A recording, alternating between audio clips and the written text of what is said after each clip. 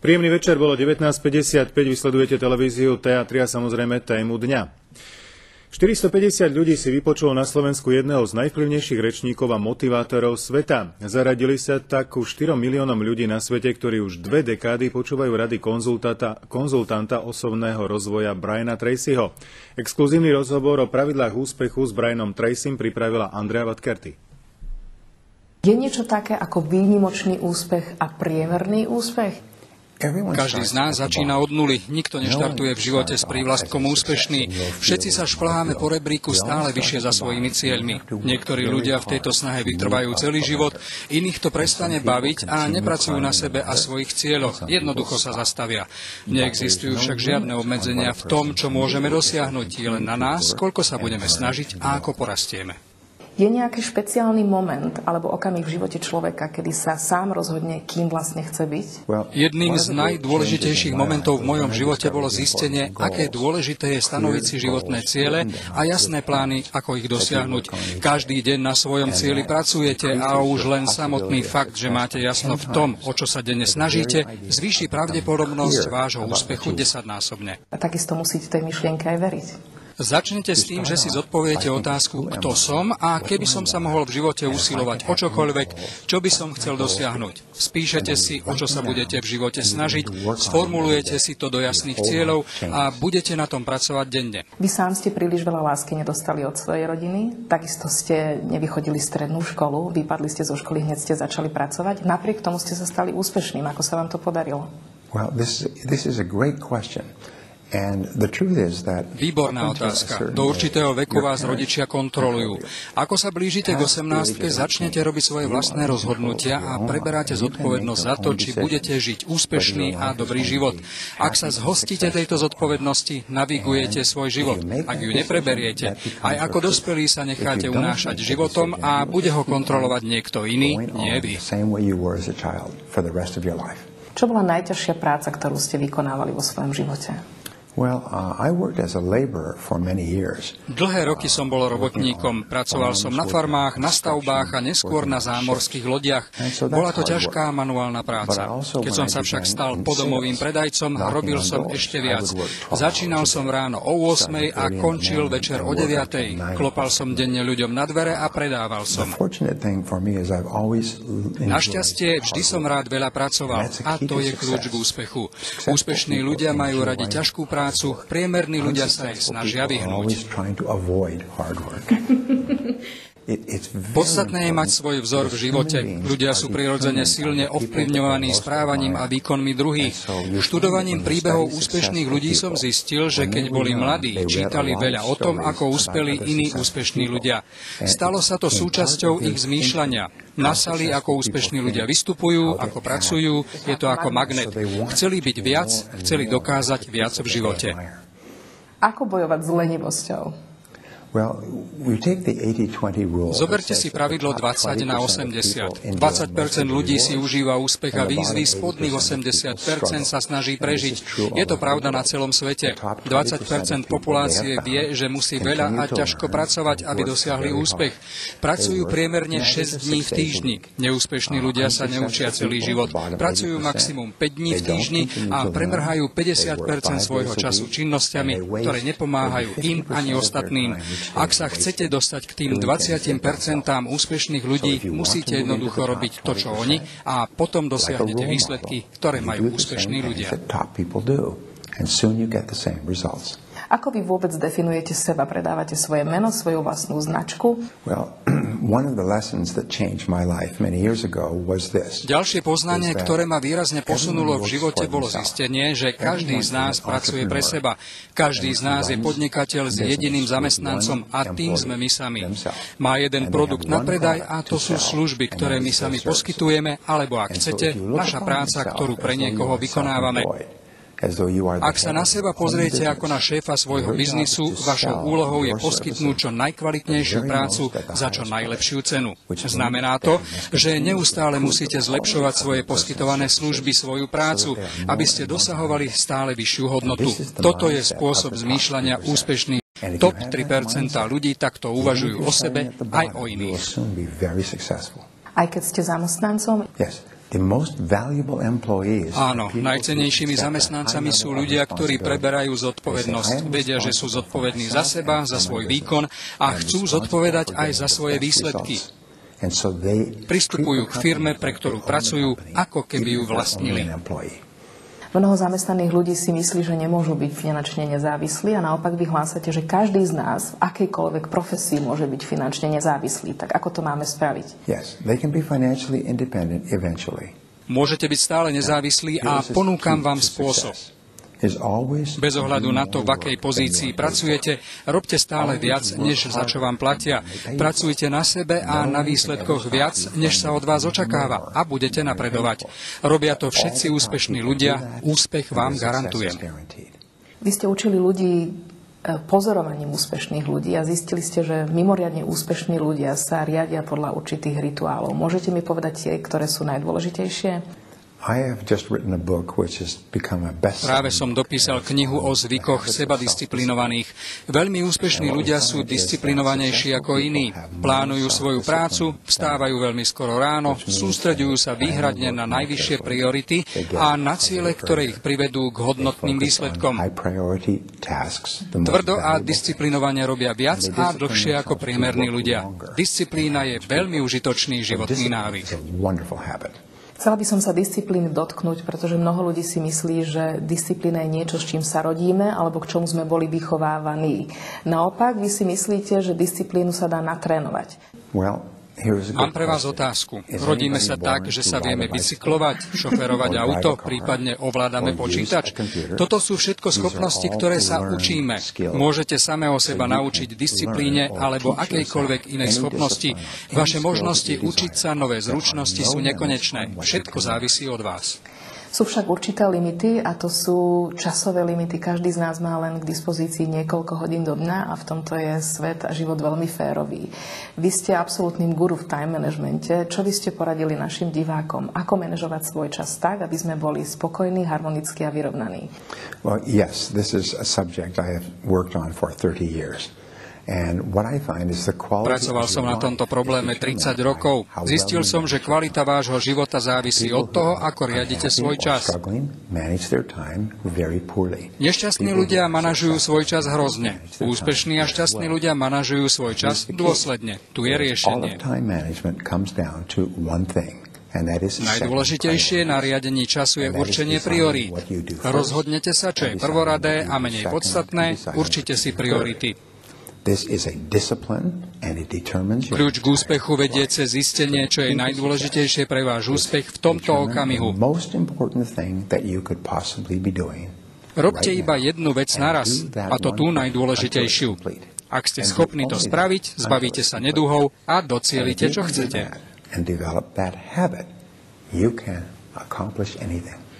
Ak by som tu teraz sedela so Slovákom o vašom veku, tak by sme sa museli rozprávať o dlhých rokoch prežitých v komunizme, kedy bolo lepšie byť priemerným a nevytrčať z radu. Vy naopak učíte ľudí, ako byť nadpriemerný a ako žiť na svoj plný potenciál. Čo by ste tým 50-60 ročným mužom a ženám na Slovensku poradili? Ako žiť naozaj naplnený život?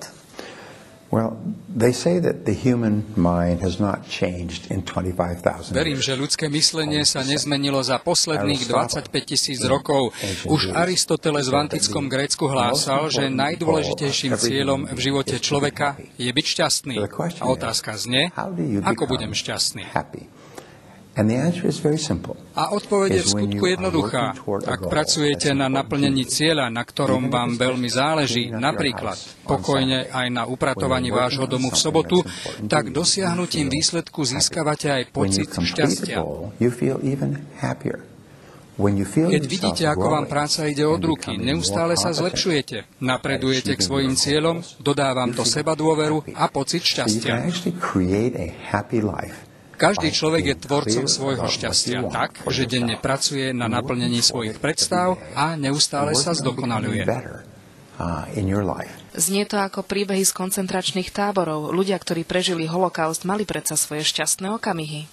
Yes. They kept control of their attitude. Áno, pretože mali pod kontrolou svoj pohľad na vec.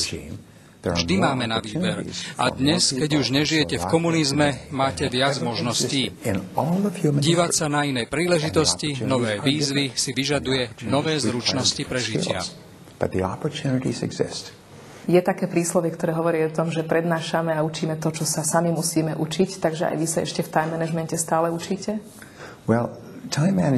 Časový manažment je ako fyzická aktivita v posilňovni. Musíte cvičiť denne. V každej chvíli musíte samého seba upozorňovať, že nemôžete tráviť čas aktivitami, ktoré sú pre váš cieľ nepodstatné.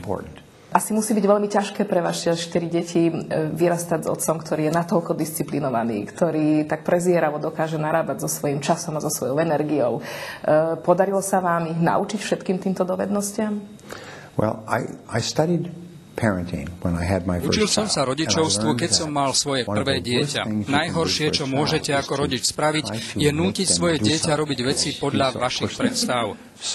Nútiť ho do niečoho. Tiež som sa naučil, že najlepšie, čo pre svoje deti môžete urobiť, je byť im vzorom. Ako som spomínal, nikdy som svoje deti nenútil niečo robiť. Jednoducho ma pozorovali, rozhodli sa podľa seba.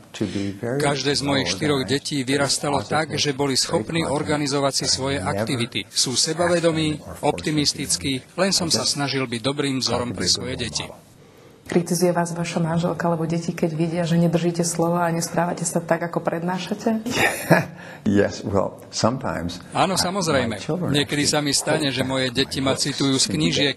Síce sa mi nepriznajú, že čítajú moje knižky alebo pozerajú moje videosemináre, ale ak robím niečo, čo sa prieči mojim zásadám, vždy ma upozornia a kritizujú.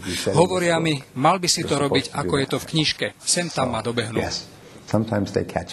Práve v súčasnosti, kedy prežívame obdobie finančnej krízy a recesie, sa často používa výraz alebo domienka, že v obchodných vzťahoch alebo vzťahoch medzi korporáciami sa stráca dôvera. Máte podobný názor aj vy na to?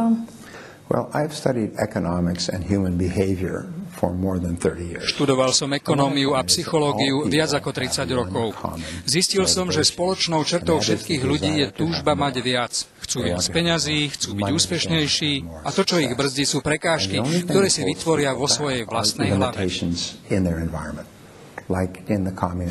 Tak ako ste to mali za komunizmu. Ľudia mali svoje ambície, ale museli ich okresať. Dnes všade vo svete, v Číne, v Spojených štátoch, na Slovensku, všade chcú byť ľudia úspešnejší. A keď regule, zákony umožňujú finančným inštitúciám mať viac, chcú zbohatnúť čo najrýchlejšie. Podobne ako sa banky snažili rýchlo zbohatnúť za ostatné 2 roky. Je to prirodzené správanie ľudí. Je bežné, že ľudia po tomto túžia. Ak majú príležitosť zbohatnúť rýchlo, zhostia sa jej. Na nešťastie veľa ľudí chcelo vytvoriť veľa vecí s veľmi málo peniazmi a systém sa zosypal. Ale z recesie je cesta nahor. Vždy to tak bolo v histórii. Veci sa napravili. Je dôležité, aby ľudia rástli rýchlo. Budete prednášať prevažne manažérom, ktorí majú 30-40 rokov. Nebudete tam vidieť v auditóriu ľudí vášho veku. Čaká ich 20-25 rokov aktívneho života a práce v biznise. Všetci chcú všetko robiť veľmi rýchlo. Rýchlo zbohatnúť a rýchlo rásť. Je tá rýchlosť naozaj natoľko dôležitá?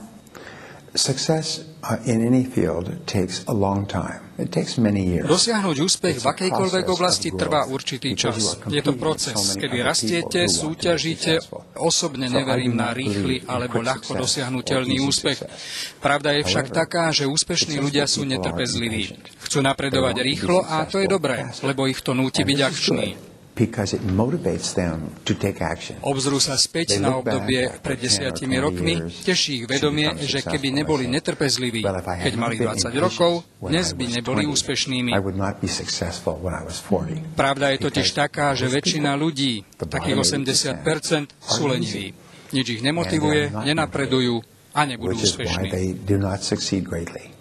Máte nejaké vysvetlenie preto, prečo sú niektorí ľudia naozaj veľmi ambiciózni, náruživí a chcú dosiahnuť veľa a potom tá väčšina, alebo drvivá väčšina sú jednoducho leniví? Prečo to tak je? Odpoveď sa týka vzorov. Ak máte svoj vzor, aj svoje ambície, to je váš štandard, ktorý chcete dosiahnuť. Keď vyrastáte v rodine, kde ľudia okolo vás zabíjajú čas pozeraním televízie a pitím po večeroch, prirodzene si to pamätáte ako vzorec správania a veríte, že to tak má byť, že takto ľudia majú žiť. Ak vyrastáte v rodine, kde rodičia riešia problémy, napredujú, čítajú, objavujú veci, tak už v dospelosti viete, že chcete minimálne takto žiť. Na to máme vzory v živote. 50 rokov sa skúmalo a následne zistilo, že ak deťom zmeníte ich vzory a ľudí, od ktorých sa učia spôsob žitia, zmeníte ich celkový pohľad na svet aj seba samého a otvoríte im úplne nové pole možností, ktoré dovtedy nevideli. Aké sú vaše sny, ktoré by ste si ešte chceli naplniť? Keď sa pozriete späť na váš život, bol veľmi zaujímavý, veľmi interesantný a ešte vás aj veľa čaká. Ale ktoré sú tie sny, ktoré sú ešte stále na poličke a čakajú na naplnenie? Keď som bol mladý, nemal som ľahký štart do života. Bol som chudobný a bez peňazí dlhé roky, až kým som nepochopil zákonitosť príčiny a následkov. Ak som chcel byť úspešný ako predajca, musel som začať pracovať tak, ako denne tvrdo dreli moji úspešnejší kolegovia. Odpozeral som a osvojil som si ich návyky. Pochopil som, že sa viete naučiť čokoľvek z týchto zručností, ktoré vás dovedú k naplneniu vášho cieľa. To bolo pre mňa prelomové, doslova ma to osvietilo. Neskôr som manažoval 10 odlišných biznisov, zarobil som viac ako 10 miliónov dolárov a zistil, že môžem v každej oblasti dosiahnuť úspech, ak sa budem učiť od iných úspešných ľudí. Pomyslel som si, že je to geniálne. Tak som začal radiť najskôr zo pár ľuďom, potom väčším skupinám, neskôr som už o pravidlách úspechu prednášal aj 25-tisícovej skupine. Vytvoril som učebnice, viac ako 500 audio a video seminárov, napísal som knihy pre manažérov, prednášal som viac ako 5000 seminárov po svete a môj odkaz bol stále ten istý. Presviedčal som ľudí, že sa všetko dá naučiť a dosiahnuť tak akýkoľvek cieľ. Toto je najhodnotnejšia vec, ktorú som sa v živote naučil a chcel som sa s ňou podeliť s mnohými ľuďmi. Splnil sa mi sen. Aké dedičstvo by ste chceli za sebou zanechať? Kdekoľvek prednášam, chodia za mnou ľudia a hovoria mi, ako ich moje poznatky posunuli v živote. Včera som prednášal v Írsku a zastavil sa za mnou chlap, ktorý mi povedal: Pred 12 rokmi som nevedel, kto je Brian Tracy a teraz mi niekto dal vašu knihu. Do 1 mesiaca som si strojnásobil príjem. Dnes som jeden z najlepšie platených ľudí vo svojej branži v krajine. Žijem v dome svojich predstav, jazdím na peknom aute, mám rodinu a dovolenkujem na miesta, kde som vždy chcel byť. Od Briana Tracyho som sa totiž naučil, ako môžem aj ja úspešne predávať. Dedičstvo, ktoré chcem za sebou zanechať, je, že naučím ľudí tieto postupy. Osvoja si ich, zmenia svoj život a bude sa im dariť. A toto je ten moment, kedy sa smeje duša Briana Tracyho? Je to dôležitejšie ako peniaze alebo čokoľvek iné. Neuvažujem nad peniazmi tak veľa. Keď už máte určitý obnos a nemusíte sa obávať o prežitie, neuvažujete nad peniazmi. Keď ste pod touto hranicou, myslíte na peniaze stále. Mojou jedinou prácou je cestovať a učiť to ľudí, lebo im chcem pomôcť. Preto som aj na Slovensku, mám skvelé nápady pre vedúcich firiem a majiteľov, viem im poradiť, ako napredovať. Som tu pre nich, pre ich úspech.